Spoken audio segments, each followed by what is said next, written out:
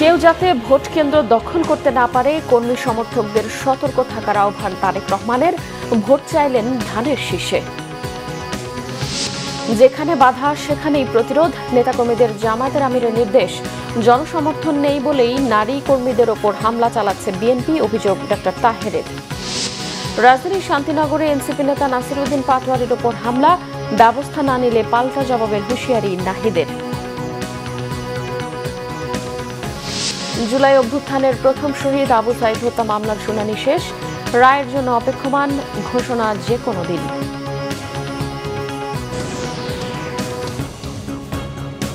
দেখছিলেন crown cement সংবাদ শিরোনাম, এবারে বিস্তারিত।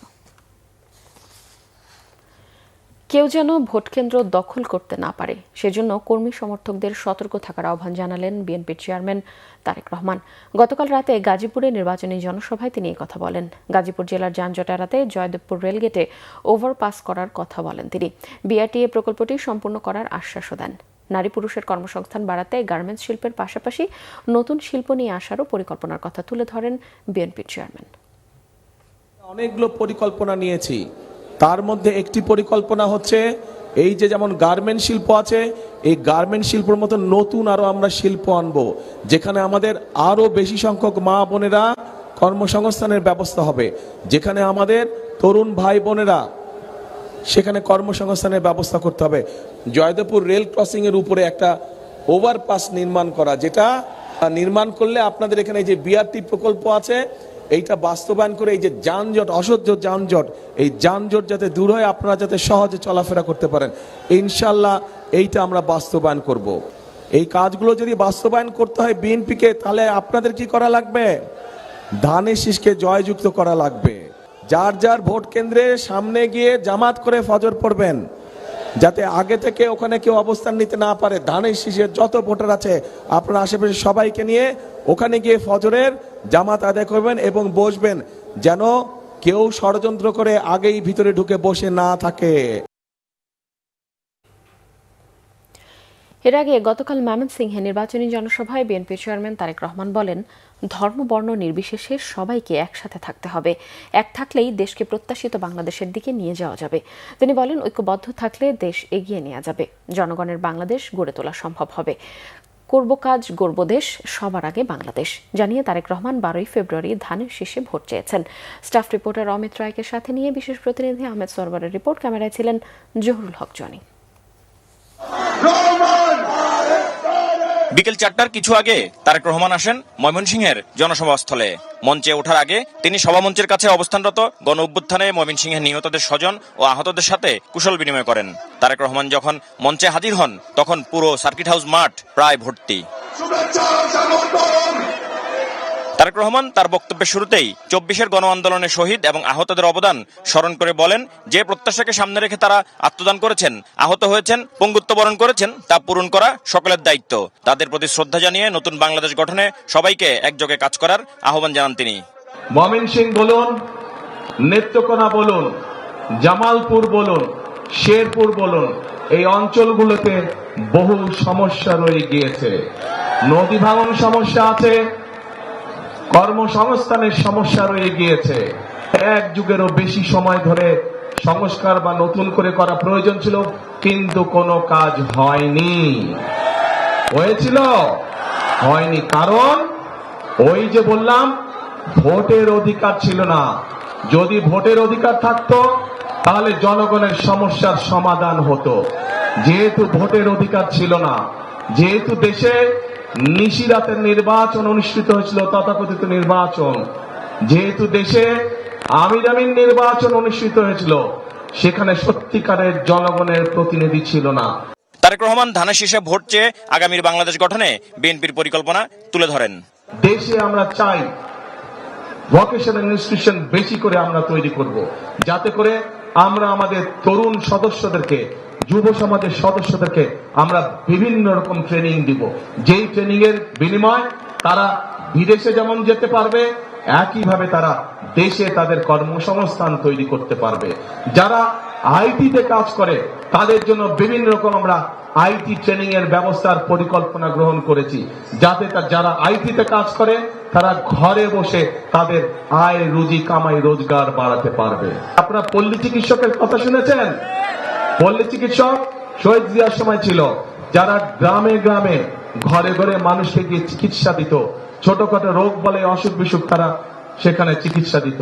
আমরা ঠিক একইভাবে চিকিৎসা ব্যবস্থাকে উন্নত করতে চাই। চিকিৎসা ব্যবস্থা আমরা হেলথ কেয়ার নিযুক্ত করার মাধ্যমে চিকিৎসা ব্যবস্থা আমরা তাদের ঘরে ঘরে পৌঁছে দিতে চাই। তারেক রহমান দলমত নির্বিশেষে সবাইকে ঐক্যবদ্ধ থাকার আহ্বান জানান। ভোট শুরু হবে, সাথে সাথে ভোট দেওয়া ইনশাল্লাহ শুরু করবেন, কিন্তু ভোট দিয়ে সাথে সাথে চলে আসলে চলবে না। কি করা লাগবে? থাকতে হবে, কড়ায় গন্ডায় বুঝে নিয়ে আসতে হবে। কেন এই কথাটা বললাম? বহু বছর হয়ে গেছে আমরা তো ভোট দেবার সুযোগ পাইনি, তাই না? যেহেতু আমরা ভোট দেবার সুযোগ পাইনি, এর আগে আমাদের ভোট বিভিন্ন জন বিভিন্ন ভাবে লুটপাট করে নিয়ে গিয়েছে। এবার সেই জন্য আমাদেরকে সজাগ থাকতে হবে, যাতে কেউ আমাদের ভোট লুটপাট করে নিয়ে যেতে না পারে। তারেক রহমান জনসভায় ময়মনসিংহ, নেত্রকোনা, জামালপুর ও শেরপুরের সংসদীয় আসনের প্রার্থীদের পরিচয় করিয়ে দেন। দায়িত্ব দিয়ে গেলাম। তারেক রহমান সবশেষ 2004 সালে ময়মনসিংহে এসেছিলেন ইউনিয়ন প্রতিনিধি সভায়। 21 বছরের বেশি সময় পর তার এই আগমনকে কেন্দ্র করে স্বাভাবিকভাবেই নেতাকর্মীদের মাঝে উৎসবের আমেজ বিরাজ করছে। তার এই জনসভায় দেওয়া বক্তব্য নেতাকর্মীদের কতটা উজ্জীবিত করতে পেরেছে সেটি বোঝা যাবে 12 ফেব্রুয়ারির নির্বাচনের ফলাফলে। আহমেদ সরওয়ার, বাংলা ভিশন, ময়মনসিংহ। আর কোনো স্বৈরাচার যেন জনগণের অধিকার কেড়ে নিতে না পারে সেজন্য নেতাকর্মীদের সতর্ক থাকার আহ্বান জানিয়েছেন বিএনপি চেয়ারম্যান তারেক রহমান। গতকাল রাতে রাজধানীর উত্তরায় নির্বাচনী জনসভায় তিনি একথা বলেন। বহু রক্তের বিনিময়, বহু জানের বিনিময়, কোরবানির বিনিময় এই পরিবর্তন এসেছে। কাজে আমাদেরকে এই পরিবর্তনের ধারাকে আমাদের ধরে রাখতে হবে। এই পরিবর্তনের ধারা কি? এই পরিবর্তনের ধারা হচ্ছে দেশে গণতন্ত্রকে প্রতিষ্ঠিত করতে হবে। এই পরিবর্তনের ধারা হচ্ছে দেশে মানুষের রাজনৈতিক অধিকারকে প্রতিষ্ঠিত করতে হবে। এই পরিবর্তনের ধারা হচ্ছে দেশে মানুষের কথা বলার অধিকারকে রক্ষা করতে হবে। প্রচারণার ষষ্ঠ দিনে গতকাল ঢাকার বিভিন্ন আসনে গণসংযোগ করেন বিএনপির মনোনীত প্রার্থীরা। রাজধানীর মালিবাগ, শাহজাহানপুর এলাকায় ধানের শীষের পক্ষে প্রচারণা চালিয়েছে ঢাকা 8 আসনের বিএনপির প্রার্থী মির্জা আব্বাস। পুরান ঢাকার গান্ডারিয়া সহ বিভিন্ন এলাকায় গণসংযোগ করেছে ঢাকা 6 আসনের প্রার্থী ইশরাক হোসেন। আর মিরপুরের বেনারসি পল্লী ও আশপাশের এলাকায় গণসংযোগ করেছে ঢাকা 16 আসনের প্রার্থী আমিনুল হক। বিস্তারিত জানাচ্ছেন শুভ মাহফুজ। ত্রয়োদশ সংসদ নির্বাচনের প্রচারণার ষষ্ঠ দিন মঙ্গলবার রাজধানীর মালিবাগ, গুলবাগ, রাজারবাগ ও শাহজাহানপুর এলাকায় ব্যাপক গণসংযোগ করেন বিএনপির স্থায়ী কমিটির সদস্য ও ঢাকা 8 আসনের প্রার্থী মির্জা আব্বাস। এ সময় তিনি বলেন, প্রতিপক্ষকে দাওয়াত করলেও সেটা নিয়ে দোষারোপের শিকার হতে হয়। এসব কর্মকাণ্ডে বিশৃঙ্খলার আশঙ্কা ব্যক্ত করেন মির্জা আব্বাস। এ পর্যন্ত বিএনপি সমর্থকরা কোনো অপোজিট প্রার্থীর উপরে কখনো হামলা করে নাই, কোনো রেকর্ড নাই। এগুলো হলো সস্তা জনপ্রিয়তা পাওয়ার জন্য কতগুলো হয়তো বলছে। গ্যান্ডারিয়া এলাকার প্রচারণা দিয়ে দিনের কর্মসূচি শুরু করেন ঢাকা 6 আসনের বিএনপির প্রার্থী ইশরাক হোসেন। দিনব্যাপী রাজধানীর পুরান ঢাকায় গণসংযোগ করেন তিনি। প্রতিপক্ষ দল রাষ্ট্র পরিচালনার দায়িত্ব পেলে নারীদের স্বাধীনতা ও কর্মসংস্থান হুমকির মুখে পড়তে পারে বলে ইশরাক হোসেন সতর্ক করে দেন। ভোট চান ধানের শীষে। যদি কোনো কারণে আমাদের প্রতিপক্ষ রাজনৈতিক দল ভুলেও রাষ্ট্র পরিচালনার দায়িত্বে যায়, নারীদেরকে তারা গৃহবন্দী করে ফেলবে, তাদেরকে ঘরের ভিতরে আটকিয়ে ফেলবে, তাদের কোনো কর্মসংস্থান হবে না, তারা নির্বিঘ্নে চলাফেরা করতে পারবে না, তাদের ব্যক্তি স্বাধীনতা হরণ করা হবে। মিরপুরের বেনারসি পল্লী ও আশপাশের এলাকায় গণসংযোগ করেন ঢাকা 16 আসনে ধানের শীষের প্রার্থী আমিনুল হক। ভোট কেন্দ্রে যাবেন, ধানের শীষে ভোট দিবেন। প্রতিপক্ষ দলের বিরুদ্ধে আচরণবিধি লঙ্ঘন ও বাড়ি বাড়ি গিয়ে ভোট কেনার অভিযোগ তার। ঘরে ঘরে গিয়ে বিকাশ নাম্বার নিয়ে সেই বিকাশে তারা টাকা দিয়ে ভোট কেনার চেষ্টা করছে, যেটি ইতিমধ্যে আমরা লিখিতভাবে রিটার্নিং কর্মকর্তা আমরা নির্বাচন কমিশনে অবগত করেছি। পাশাপাশি আমাদের এখানে প্রত্যেকটি সাধারণ ভোটার, বিশেষ করে যারা অসহায় মানুষ, যারা নিরীহ মানুষ, তাদের কাছে গিয়ে তারা সেই বিকাশ নাম্বারটি নিচ্ছে, তাদের কাছে গিয়ে তারা সেই এনআইডি ভোটার আইডি কার্ড নাম্বারটি নিচ্ছে।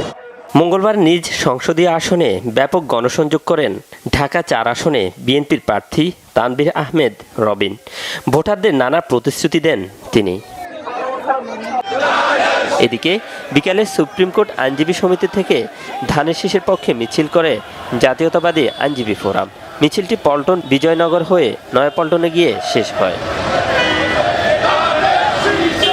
এ সময় দেশ পরিচালনায় অভিজ্ঞ দল হিসেবে বিএনপিকে ভোট দেওয়ার আহ্বান জানান বিএনপির স্থায়ী কমিটির সদস্য নজরুল ইসলাম খান। শুভ মাহফুজ, বাংলা ভিশন, ঢাকা। জামায়াতে ইসলামের আমির ডক্টর শফিকুর রহমান বলেছেন, 13 ফেব্রুয়ারি অভিশাপ মুক্ত নিরাপদ বাংলাদেশ গড়ে তোলা হবে, যেখানে কর্মসংস্থান মামানের জন্য মামা খালু লাগবে না। তিনি বলেন, হ্যাঁ ভোট মানে আজাদি, না ভোট মানে গোলামি। সবাইকে হ্যাঁ ভোটের সিল মারারও আহ্বান জানান তিনি। খুলনা, যশোর ও সাতক্ষীরা প্রতিনিধিকে সাথে নিয়ে আরআই বাবুলের ক্যামেরায় মুহিবুল্লাহ মুহিবের রিপোর্টে থাকছে বিস্তারিত।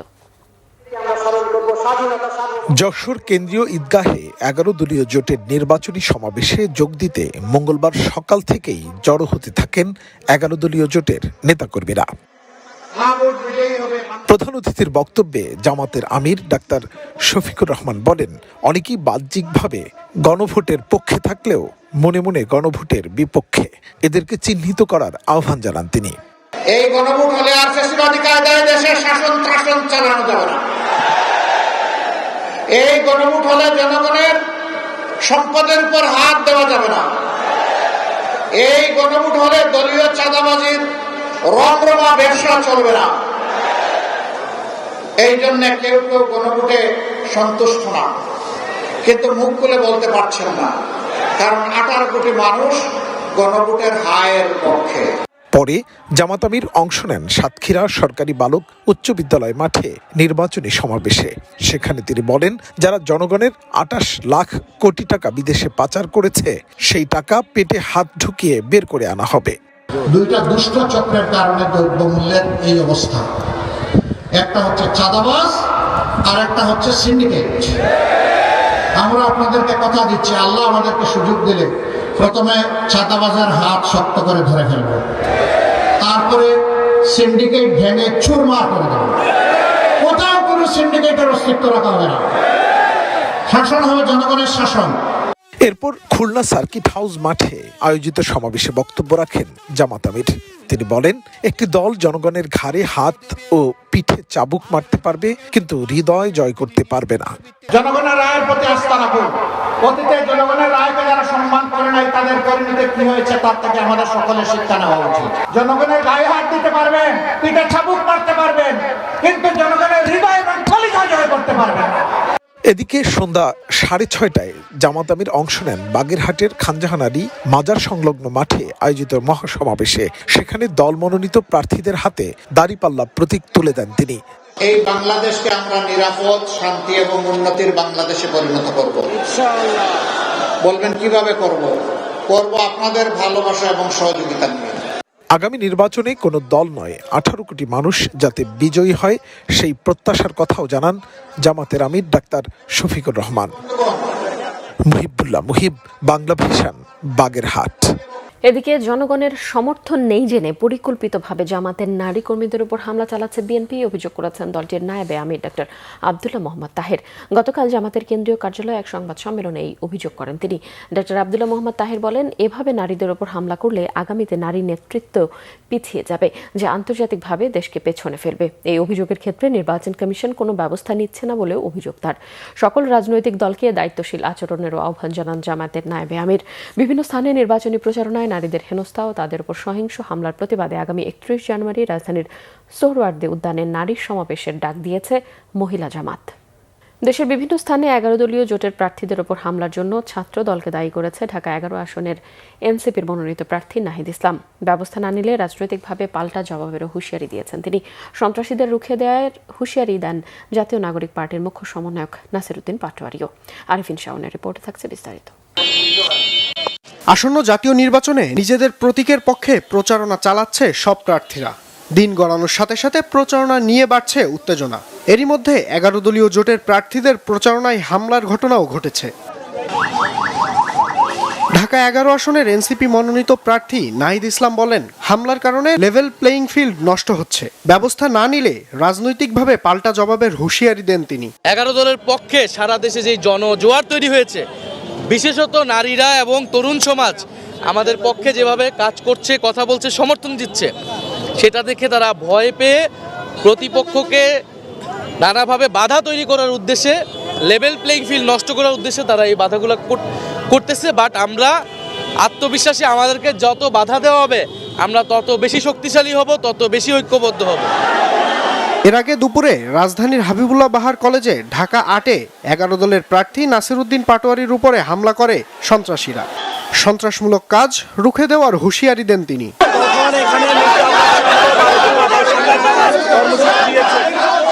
এবং আজকে এখানে অনেক সন্ত্রাসীদেরকে নিয়োজিত করেছেন যাতে আমাদের উপরে অ্যাটাক করা হয়।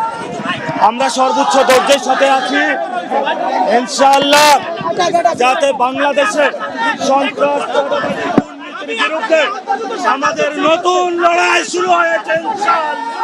আরিফিন শাওন, বাংলা ভিশন, ঢাকা।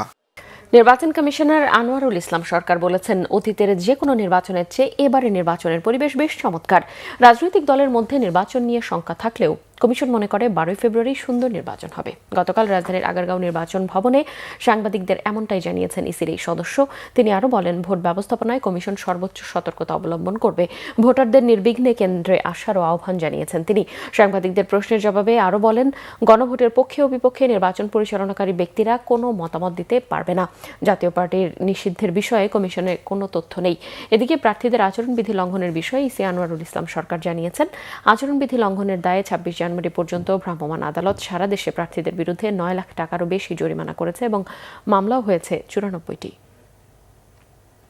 নির্বাচন কমিশনার অবসরপ্রাপ্ত ব্রিগেডিয়ার জেনারেল আবুল ফজল মোহাম্মদ সানাউল্লাহ বলেছেন, নিরপেক্ষতার প্রশ্নে সামান্য বিচ্যুতিও হবে না। নির্বাচনে প্রশাসনের কারো পক্ষপাতিত্ব প্রমাণ হলে পরিণতি হবে খুব খারাপ। গতকাল জাতীয় সংসদ নির্বাচন ও গণভোটকে সামনে রেখে ফেনীতে জেলা প্রশাসকের কার্যালয়ের সংবাদ সম্মেলনের কক্ষে আইন শৃঙ্খলা রক্ষাকারী সেল, ভিজিল্যান্স ও অবজারভেশন টিমের সাথে সভায় তিনি এসব কথা বলেন। তিনি বলেন, একই সময়ে সাধারণ ব্যালট ও পোস্টাল ব্যালট গণনা করা হবে, তবে পোস্টাল ব্যালট গণনায় সময় লাগবে। তিনি বলেন, এবার সবার মধ্যে ভোট দেওয়ার অধীর আগ্রহ কাজ করছে। নির্বাচন কমিশনের লক্ষ্য সুষ্ঠুভাবে উৎসবমুখর পরিবেশে তাদের প্রত্যাশা পূরণ করা, যাতে সবাই শান্তিপূর্ণভাবে ভোট দিতে পারে। নির্বাচনে কেউ যেন কাউকে বাধা দিতে না পারে, এটাই প্রশাসনকে নিশ্চিত করতে হবে। সভায় বক্তারা নির্বাচনে আইন শৃঙ্খলা, ভোটের পরিবেশ, গণভোট সহ নানা বিষয়ে আলোচনা করেন। ফ্যাসিস্ট শেখ হাসিনা বিরোধী জুলাই গণঅভ্যুত্থানের প্রথম শহীদ আবু সাঈদ হত্যা মামলায় রাষ্ট্র ও আসামি পক্ষের যুক্তিতর্ক মঙ্গলবার শেষ হয়েছে। আদালত মামলাটি রায়ের জন্য অপেক্ষমান রেখেছেন। যে কোনো দিন রায় ঘোষণা করা হবে বলে জানিয়েছে আন্তর্জাতিক অপরাধ ট্রাইব্যুনাল 2। বিস্তারিত জানাচ্ছেন গেলমান শফি। 2024 সালের 16 জুলাই রংপুরে বৈষম্য বিরোধী ছাত্র আন্দোলনে রোকেয়া বিশ্ববিদ্যালয়ের শিক্ষার্থী আবু সাঈদ গুলিবিদ্ধ হয়ে নিহত হন। সে সময় আবু সাঈদকে হত্যার ভিডিও দেশ জুড়ে তোলপাড় সৃষ্টি করে। এই হত্যাকাণ্ড পুরো আন্দোলনের মোড় ঘুরিয়ে দেয়। মানবতা বিরোধী অপরাধের এই মামলায় 2025 সালের 24 জুন 30 জনকে আসামি করে তদন্ত প্রতিবেদন দাখিল করে ট্রাইব্যুনালের তদন্ত সংস্থা। পরে 6 আগস্ট আনুষ্ঠানিক অভিযোগ গঠন করে ট্রাইব্যুনাল। এ মামলায় বেগম রোকেয়া বিশ্ববিদ্যালয়ের সাবেক উপাচার্য মোহাম্মদ হাসিবুর রশিদ সহ 30 জনকে আসামি করা হয়েছে। তাদের মধ্যে সাবেক উপাচার্য সহ 24 আসামি পলাতক। দীর্ঘ 7 মাস বিচারিক কার্যক্রম শেষে মামলাটি এখন রায়ের পর্যায়ে। আসামিদের সর্বোচ্চ শাস্তি চায় প্রসিকিউশন। শেখ হাসিনার পতনের শেষ দিকে অর্থাৎ 1 জুলাই থেকে 36 জুলাই পর্যন্ত প্রথম শহীদ আবু সাঈদের মামলায় যুক্তিতর্ক শেষ হয়েছে। নিশ্চিত প্রমাণ দ্বারা উপস্থাপন সক্ষম হয়েছি। যাদের বিরুদ্ধে আমরা অভিযোগ দায়ের করেছি তারা সকলেই মামলার সাথে সংশ্লিষ্ট, সকলের বিরুদ্ধেই অভিযোগ আমরা প্রমাণ করতে পেরেছি। আমরা আইনানুগ শাস্তি চেয়েছি, সর্বোচ্চ শাস্তি চেয়েছি। এদিকে যুক্তিতর্ক শেষে আসামি পক্ষের আইনজীবীদের প্রত্যাশা তাদের মক্কেলরা নির্দোষ এবং খালাস পাবেন। আমাদের প্রত্যাশা হলো এই মামলাটি আসামিদেরকে খালাস দিয়ে এই মামলাটি নরমাল যে সেশনস কোর্ট অথবা দ্রুত বিচার ট্রাইব্যুনাল গঠন করলে ন্যায় বিচার প্রতিষ্ঠিত হবে বলে আমি মনে করি। 24-এর গণ অভ্যুত্থানের পর আন্তর্জাতিক অপরাধ ট্রাইব্যুনালে এ পর্যন্ত 2টি মামলার রায় হয়েছে এবং অপেক্ষমান রয়েছে আরও 2টি মামলা। গেলমান শফি, বাংলা ভিশন, ঢাকা। আসন্ন জাতীয় সংসদ নির্বাচন শান্তিপূর্ণ, নিরপেক্ষ ও সুষ্ঠুভাবে সম্পন্ন করার লক্ষ্যে সবাইকে পেশাদারিত্বের সাথে দায়িত্ব পালনের আহ্বান জানিয়েছেন সেনাপ্রধান জেনারেল ওয়াকারুজ্জামান। মঙ্গলবার সকালে নির্বাচনের সার্বিক আইনশৃঙ্খলা পরিস্থিতি মূল্যায়ন এবং in aid to the civil পাওয়ারের আওতায় রংপুর এরিয়া পরিদর্শন করে সেনাপ্রধান। সেনা সদস্যদের কার্যক্রম সরজমিনে পর্যবেক্ষণ করে প্রয়োজনীয় দিক নির্দেশনা দেন তিনি। এ সময় তিনি বেসামরিক প্রশাসনের সাথে ঊর্ধ্বতন পর্যায়ের সামরিক, বিভাগীয় ও জেলা প্রশাসন এবং বিভিন্ন আইনশৃঙ্খলা রক্ষাকারী বাহিনীর কর্মকর্তাদের সাথেও মতবিনিময় করেন। সেনাপ্রধান পেশাদারিত্ব, নিরপেক্ষতা, শৃঙ্খলা, ধৈর্য ও নাগরিক বান্ধব আচরণের মাধ্যমে দায়িত্ব পালনের উপরও বিশেষ গুরুত্ব আরোপ করেন। আগামীকাল বগুড়া সফরে যাবেন বিএনপি চেয়ারম্যান তারেক রহমান। বক্তব্য রাখবেন শহরের ঐতিহাসিক আলতাফুন্নেসা খেলার মাঠে নির্বাচনী জনসভায়। শুক্রবার সকাল থেকে বগুড়া 6 ও 7 আসনে শুরু হবে তার নির্বাচনী প্রচারণার কর্মসূচি। বগুড়া প্রতিনিধি আব্দুর রহিম বগরার রিপোর্টে থাকছে বিস্তারিত।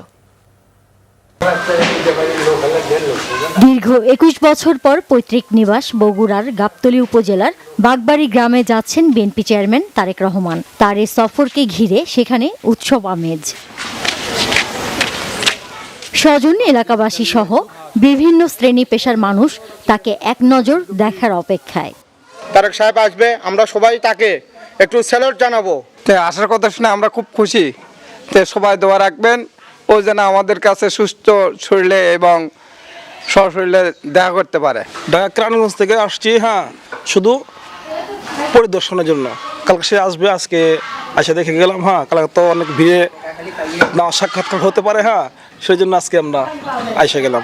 প্রবীণ নবীন সবাই আমরা তাকে বরণ করার জন্য অধীর আগ্রহে বসে আছি। ইনশাআল্লাহ অনেক আকাঙ্ক্ষা নিয়ে আসছি যে তিনি অতি শীঘ্রই আসবে আমাদের মাঝে, আর আমরা তাদের সাথে দেখাবার্তার কথা এগুলো বলবো। আর দেশের জন্য উন্নয়ন কাজ করবে, এগুলো বিষয় নিয়ে আমরা আলোচনা করব। তারেক রহমানকে নিয়ে স্মৃতিচারণ করলেন স্থানীয় জনপ্রতিনিধি। আমরা অত্যন্ত খুশি, এলাকাবাসী তাকে সাদরে গ্রহণ করার জন্য অধীর আগ্রহে আছেন। প্রত্যেকটা মানুষ যে তারা একটু এক নজর তাকে চোখে দেখবে, সামনে থেকে দেখবে, এই আশা নিয়ে সবাই বসে আছে যে তাকে দেখবেন এবং তার হাত ধরে এই বাংলাদেশের একটা বিশাল উন্নতি হবে এবং সবকিছুর একটা পরিবর্তন হবে। তারেক রহমান আসছে, আমাদের গ্রামের বাড়ির ইউনিয়নের লোকজন খুব খুশি তাকে দেখার জন্য। বগুড়া 6 সদর আসনে এর আগে প্রার্থী হতেন তার মা Begum Khaleda Zia. Bangla vision news desk. সংবাদ শেষ করব ক্রাউন সিমেন্ট শিরোনামগুলো আরো একবার জানিয়ে। কেউ যাতে ভোট কেন্দ্র দখল করতে না পারে, কর্মী সমর্থকদের সতর্ক থাকার আহ্বান তারেক রহমানের। ভোট চাইলেন ধানের শীষে। যেখানে বাধা সেখানেই প্রতিরোধ, নেতাকর্মীদের জামায়াতের আমিরের নির্দেশ। জনসমর্থন নেই বলেই নারী কর্মীদের ওপর হামলা চালাচ্ছে বিএনপি, অভিযোগ ডক্টর তাহিরের। রাজধানীর শান্তিনগরে এনসিপি নেতা নাসির উদ্দিন পাটোয়ারির ওপর হামলা, ব্যবস্থা না নিলে পাল্টা জবাবের হুঁশিয়ারি নাহিদের। জুলাই অভ্যুত্থানের প্রথম শহীদ আবু সাইদ হত্যা মামলার শুনানি শেষ, রায়ের জন্য অপেক্ষমান, ঘোষণা যে কোনো দিন। দর্শক, এই ছিল এখনকার মতো। পরের সংবাদ সকাল 10টায়, এর আগে সকাল 9টায় রয়েছে নিউজ টপ 10 দেখার আমন্ত্রণ রইল। এছাড়াও বাংলা ভিশন সংবাদ ও সংবাদ সংশ্লিষ্ট অনুষ্ঠান দেখতে ভিজিট করুন www.bbnews24.com ও facebook.com/banglavishnnews এবং সাবস্ক্রাইব করুন youtube.com/banglavishnnews। এখন সঙ্গে থাকায় ধন্যবাদ সবাই।